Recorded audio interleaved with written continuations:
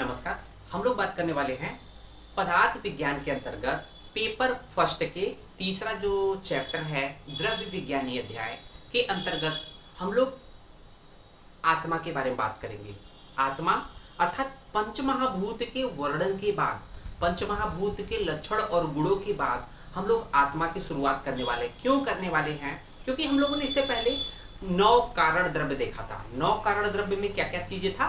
पंचमहाभूत plus आत्मा, मन, काल, दिशा। तो 5 महाभूतों के लक्षण और गुणों का वर्णन करने के बाद हम लोग नेक्स्ट जो पॉइंट है उसका छठा जो 9 कारण द्रव्यों में छठा द्रव्य है, दैट इज कॉल्ड आत्मा। तो आइए आत्मा के बारे में संक्षिप्त में बात कर लेते हैं। तो देख रहे होंगे सबसे पहले आत्मा की व्युत्पत्ति अर्थात डिराइवेशन ऑफ आत्मा। जो टर्म आत्मा है उसका डिराइवेशन कैसे है?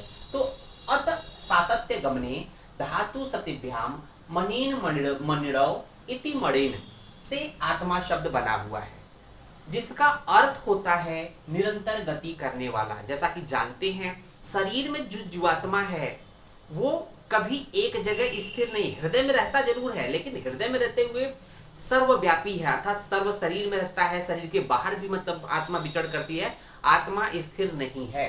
तो उसके बाद देखेंगे आत्मा के पर्याय।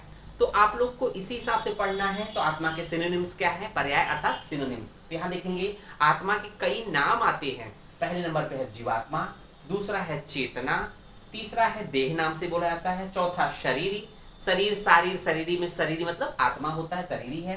कर्ता भी बोलते हैं आत्मा को, दृष्टा भी बोलते हैं, और क्षेत्रज्ञ, क्षेत्र और क्षेत्रज्ञ नाम सुना होगा, क्षेत्रज्ञ क्षेत्र को जानने वाला अर्थात आत्मा बोलते हैं। पुरुष भी बोलते हैं आत्मा को। ज्ञ अर्थात ज्ञानी अर्थात ज्ञान का अधिकरण आत्मा होता था। ज्ञान किसके थ्रू होता है? आत्मा की उपस्थिति की वजह से होता है। साक्षी भी बोलते हैं, साक्षी एक मतलब गवाह होता है। सर्वज्ञ होता है, निर्विकार होता है, निर्गुण होता है, वशी होता है।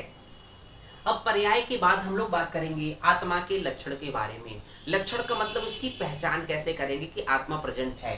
देखेंगे ज्ञान अधिकरण आत्मा, किसी भी व्यक्ति को जो ज्ञान की प्राप्ति होती है उसका आश्रय या अधिकरण दैट इज कॉल्ड आत्मा होता है। अधिकरण मतलब आश्रय, तो ज्ञान का जो आश्रय अधिकरण है वो आत्मा है। तो जैसे हम लोग बात करें कि मैं बोल रहा हूं, आप लोग मेरी वॉइस को सुन रहे हैं, तो जो श्रवणेंद्रियां आपकी सुनाई दे रही है, जिसके माध्यम से जो कारण है दैट इज कॉल्ड आत्मा। बिना आत्मा के इन्वॉल्वमेंट के आपको हमारी बातें सुनाई नहीं देंगी। या जो मैं लिख रहा हूं वो जो दर्शनेंद्रीय इन्वॉल्वमेंट है, दर्शनेंद्रीय के साथ साथ जब तक आत्मा का इन्वॉल्वमेंट नहीं होगा तब तक आपको वो दिखाई नहीं देगा। उसी के बाद हम लोग देखेंगे आत्मा के गुणों के बारे में। तो आत्मा के गुणों की बात करते हैं तो चार गुण बताए गए अलग अलग तरीके से। देखेंगे सबसे पहले देखेंगे न्याय दर्शन ने आत्मा के गुणों की संख्या 6 बताई है।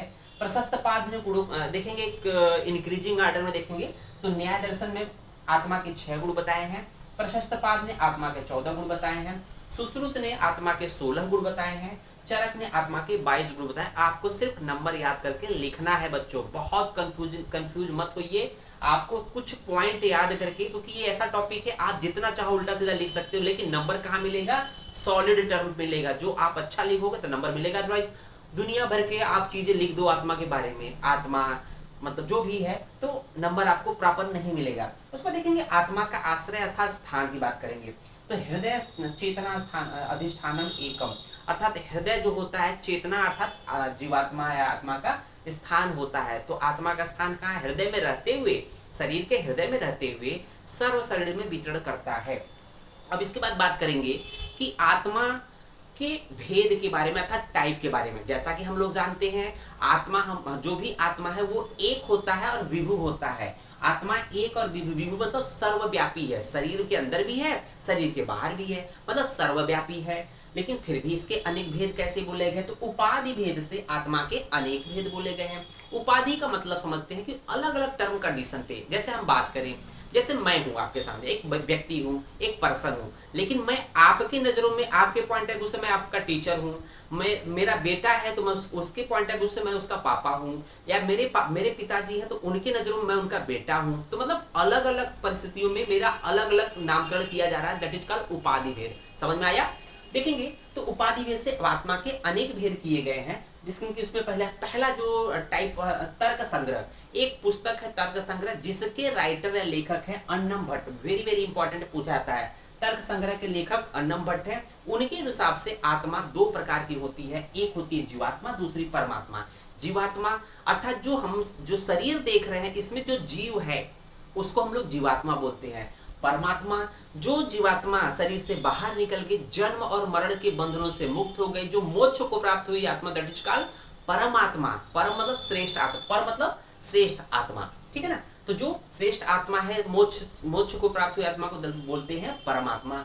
आयुर्वेद में आत्मा के तीन भेद बोले गए हैं, एक है परमात्मा, दूसरा अतिवाहक पुरुष या इसको बोलते हैं सूक्ष्म शरीर युक्त आत्मा, तीसरा है स्थूल चेतन शरीर में रहने वाला या कर्म पुरुष। तो एक एक करके बात करेंगे, देखेंगे यहाँ पर पहले परमात्मा। परमात्मा जैसा कि नाम दिया हुआ है आयुर्वेद के हिसाब से परमात्मा, तो वो परमात्मा पर प्लस आत्मा था, श्रेष्ठ आत्मा। आत्मा में सबसे श्रेष्ठ कौन थी? परमात्मा होती है। तो वो कौन सी आत्मा है? जो जीवात्मा, जो शरीर के बाहर जब मृत्यु होती है, मृत्यु होने के बाद कहते हैं ना शरीर से आत्मा निकल गई, आत्मा निकलने के बाद अगर उसको मोक्ष मिल जाएगा तो पुनः दूसरे शरीर में प्रवेश नहीं करेगा। तो जो शरीर, जो आत्मा मोक्ष को प्राप्त हो गई हो अर्थात पुनः जो है शरीर में प्रवेश नहीं करेगी, उसको हम लोग परमात्मा बोलते हैं। तो इसका वर्णन चरक ने सूत्र स्थान के पहले चैप्टर के श्लोक नंबर 56 में आपके बताया है। क्या? निर्विकार है। जो निर्विकार होती है परमात्मा, क्या है? निर्विकार, कोई विकार नहीं है, कोई दोष नहीं होता है। परस्तु आत्मा ये श्रेष्ठ होती है, सत्व भूत गुणेन्द्रिय, सत्व गुण वाला होता है, चैतन्य कारण, चेतना का कारण होता है, नित्य होता है, दृष्टा होता है, पश्यति ही क्रिया, ये सब बोले, इसके संज्ञा दिए गए, उपमा दिए गए हैं। दूसरे नंबर पर हम देखेंगे अतिवाहक पुरुष या सूक्ष्म शरीर युक्त आत्मा। तो अतिवाहक पुरुष या सूक्ष्म शरीर युक्त आत्मा या सूक्ष्म शरीर इसको बोलते हैं। तो ये क्या है?